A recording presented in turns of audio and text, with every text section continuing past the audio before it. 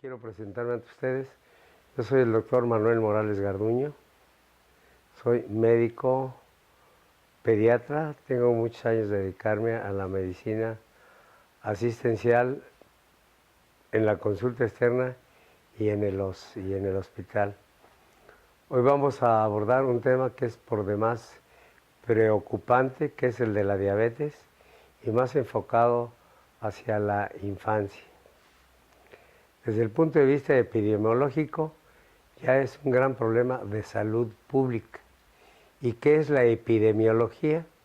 La epidemiología es la frecuencia y distribución de los fenómenos que se presentan en la población, las causas que los predisponen y las causas que lo determinan, así como los factores que hay para prevenirlos. Y actualmente esta enfermedad, el de la diabetes, en México es algo muy importante. Somos uno de los principales países, si no el primero o el segundo país en diabetes mellitus. Somos el primero casi en obesidad infantil, que es uno de los factores predisponentes para la diabetes. La diabetes es una enfermedad crónico-degenerativa que tiene dos clasificaciones: la diabetes tipo 1 y la diabetes tipo 2. La diabetes tipo 1 es cuando el individuo nace, es ingénita, es durante la formación de los órganos, la división de las células, la embriogénesis, en que un órgano llamado páncreas, donde residen unas células que se llaman las células beta, y esas células beta están en los llamados unos islotes de Langerhans. Esos no producen insulina, nacen con un defecto.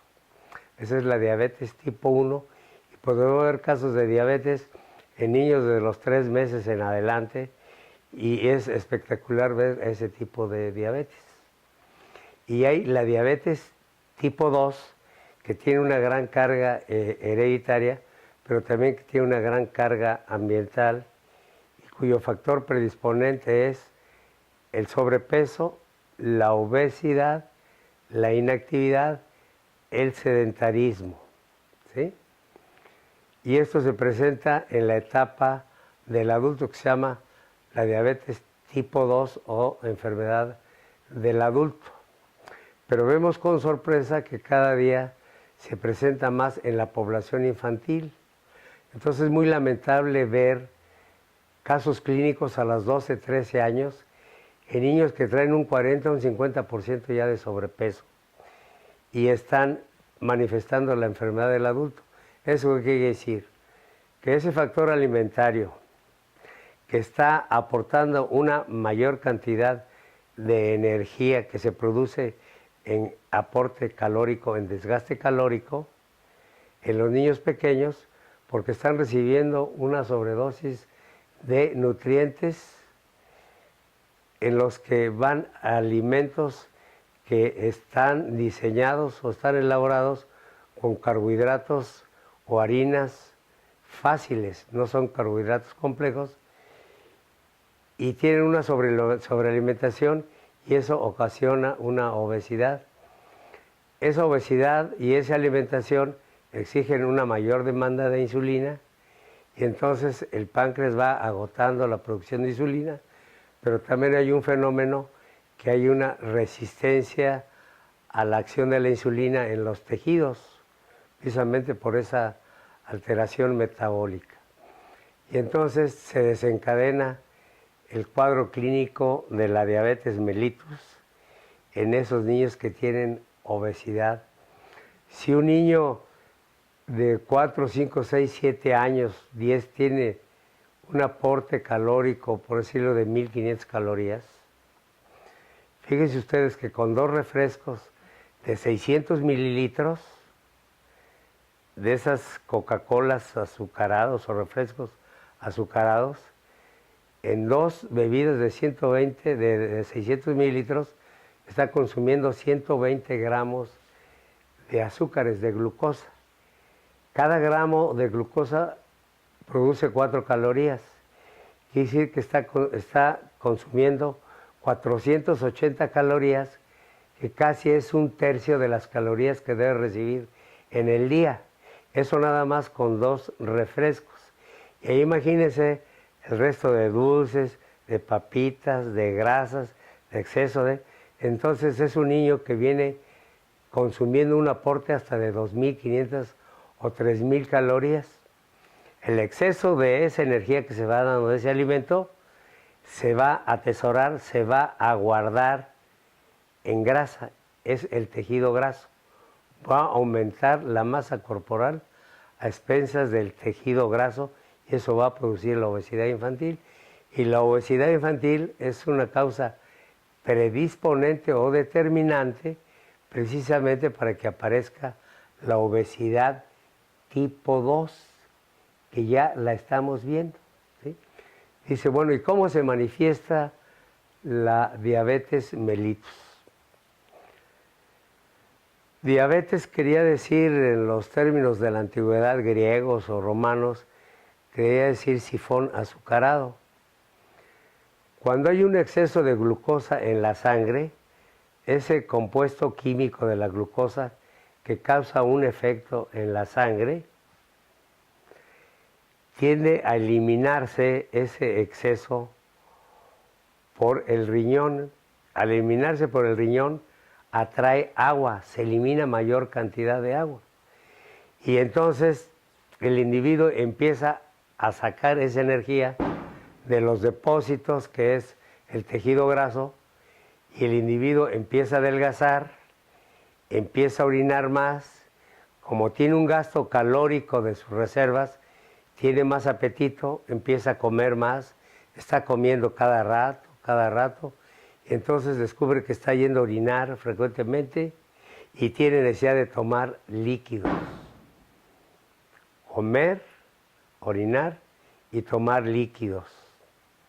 Ahí es donde empieza a manifestarse la diabetes mellitus, pero es cuando ya llegó a su clima de tolerancia, desde el punto de vista de lo que sucede en el organismo, es lo que se llama metabolismo. El metabolismo es el cambio que reciben los nutrientes desde que empieza la fase de la digestión y viene esa fase metabólica de asimilación, de utilizarlo para el trabajo que desarrollamos, para repararnos, ¿sí? Y para guardarlo en reservas.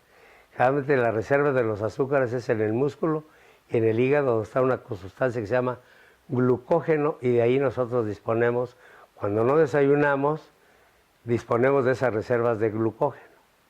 Y cuando le damos en exceso al organismo, entonces el organismo tiene que utilizar del páncreas la insulina, y cada vez utiliza más insulina y cada vez más.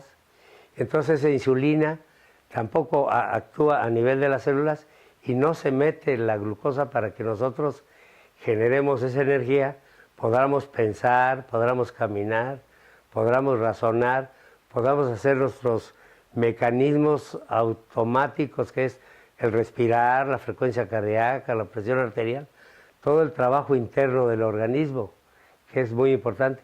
Y eso depende de la energía que nosotros consumamos desde la mañana con los alimentos. Fíjese una cosa muy curiosa. Cuando una persona adulta que se hace un examen de estos de detección o de chequeo, resulta con la glucosa elevada, quiere decir que ya tiene por lo menos unos 5 a 10 años de que viene el enemigo silencioso de la diabetes y ya trae la enfermedad, pero la está descubriendo a tiempo, pero ya tiene bastante tiempo que la enfermedad está ahí y no se da cuenta.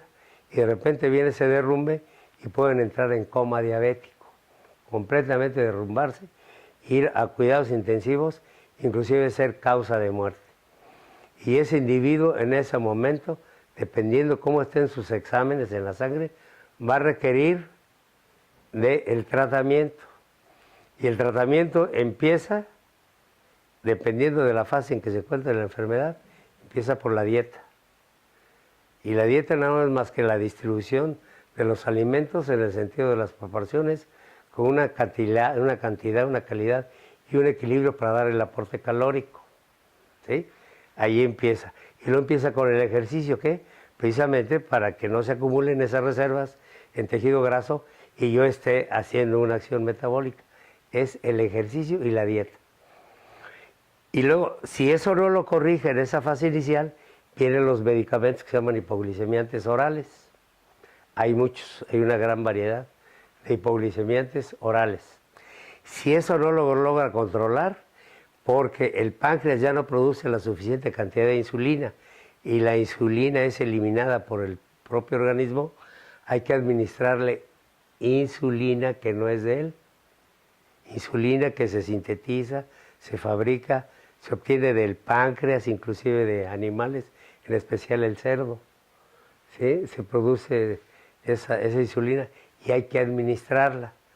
Cada día evolucionan más las formas y la fabricación de la insulina para administrarla cada 12 horas o cada 6 horas o de depósito o según lo requiera el organismo. La diabetes es una enfermedad crónico-degenerativa y se controla pero no se cura.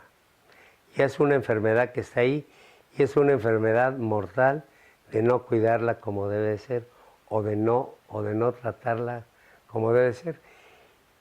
Ese problema metabólico va a causar alteraciones en el organismo, en lo que yo digo las tías de la diabetes, que es la retinopatía, se altera el ojo, los riñones, la nefropatía, todas las arterias y los vasos, que se llama microangiopatía, los nervios se alteran, se produce la neuropatía.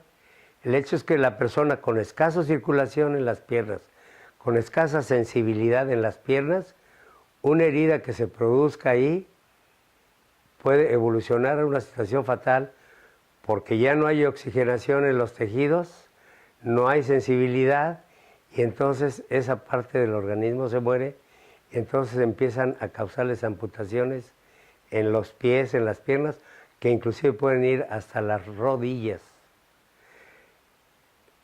La presencia de las lesiones en el riñón por las alteraciones en los pequeños vasos, se altera el filtro principal que es el riñón y la persona entra en insuficiencia del riñón, insuficiencia renal y se empiezan a hinchar, les aumenta la presión arterial y hay que hacerles un tratamiento que se llama diálisis. Sacar la sangre, pasarlo por un aparato para desintoxicar o meter un líquido en la cavidad del abdomen en una cubierta que se llama hiperitoneo, que por diferencia de presiones va a sacar el tóxico que hay ahí en la sangre, que es la retención de las sustancias del metabolismo de las proteínas, que son la urea, el ácido úrico que intoxican a la gente. ¿Sí? En el corazón se producen alteraciones en las pequeñas arterias y vasos y también en las arterias y vasos que van al cerebro y la persona puede acabar teniendo infartos cerebrales o infartos cardíacos que lo pueden dejar inhabilitado o lo pueden matar, vaya, súbitamente. Entonces, fíjese los estragos que puede ocasionar la diabetes y que aumentan las estadísticas de mortalidad. El hecho es que está dentro de las primeras causas de morbimortalidad, o sea, la presencia de la enfermedad y los estragos que causa, que es la muerte, la mortalidad. Y en nuestro país somos de los primeros lugares en esas enfermedades, en la diabetes y en la obesidad del niño y la obesidad del adulto. Entonces, este es un problema de salud pública completamente fatal. Y queremos terminar diciendo y ampliando el concepto de salud. Y la salud es el bienestar físico, mental y social y hasta espiritual de la persona. No solamente es la ausencia de enfermedad, sino es ese bienestar total. El hecho que el tesoro más valioso que tenemos es la salud, porque el que no tiene salud, pues no va a tener actividad. Si no tiene actividad, pues no es productivo. Si no es productivo, pues no tiene de qué sostenerse o mantenerse y va a ser una carga para la sociedad y para su familia. De hecho, esta enfermedad es una gran carga ya para la sociedad el costo anual de tratar a las personas con diabetes y sus complicaciones en los hospitales y en la consulta externa es enorme. El tener esta enfermedad consume recursos, consume al individuo, consume a la familia y consume a la sociedad. ¿Y quiénes debemos ser los factores de cambio? Nosotros mismos. Porque nosotros debemos ser el factor educativo y precisamente ese factor educativo es modificar un cambio de actitud en las gentes. Porque la educación entra en el contexto del proceso enseñanza-aprendizaje. ¿Y qué es esto de enseñanza-aprendizaje?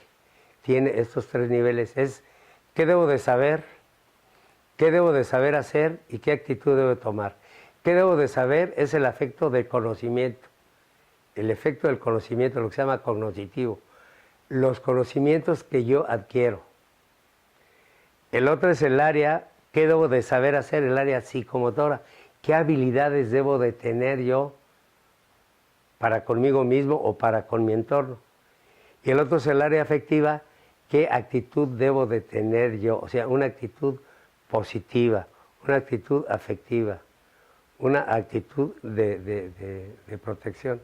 O sea, somos el resultado del proceso enseñanza-aprendizaje, ¿sí? Área cognitiva, psicomotora y afectiva. Hay una cosa muy importante. Lo único permanente que hay en la vida es el cambio. Debe ser constantemente, debe estar cambiando. Pero es a lo que nos oponemos, porque no queremos romper los ejemplos que traemos, los paradigmas, los atavismos, las creencias, conocimientos a veces erróneos. Y el otro es la educación y la capacitación continua. Desde que naces hasta que te mueres, estás en el proceso educativo y de capacitación. Entonces, educación, capacitación y más educación, porque si no, no vamos a poder transformarlo. Y después dice que lo único cierto que hay en la vida es la incertidumbre. Siempre vamos a vivir en incertidumbre. ¿Qué va a pasar mañana? Bueno, pues que pase lo mejor, si estamos preparados, estamos educados, si tenemos una actitud positiva para con la vida. Y ustedes deben ser factor de cambio en ustedes mismos, en su entorno familiar, escolar y social. ¿Dando qué? Conocimientos, habilidades, destrezas, actitudes, para que los individuos, las personas y los niños ejerzan un control sobre ellos mismos para así determinar su estado de salud y de felicidad. Espero que estos pequeños conceptos o pláticas les haya servido y siempre tomen en cuenta, hay que ser positivos y salir adelante. Todo tiene solución, menos la muerte.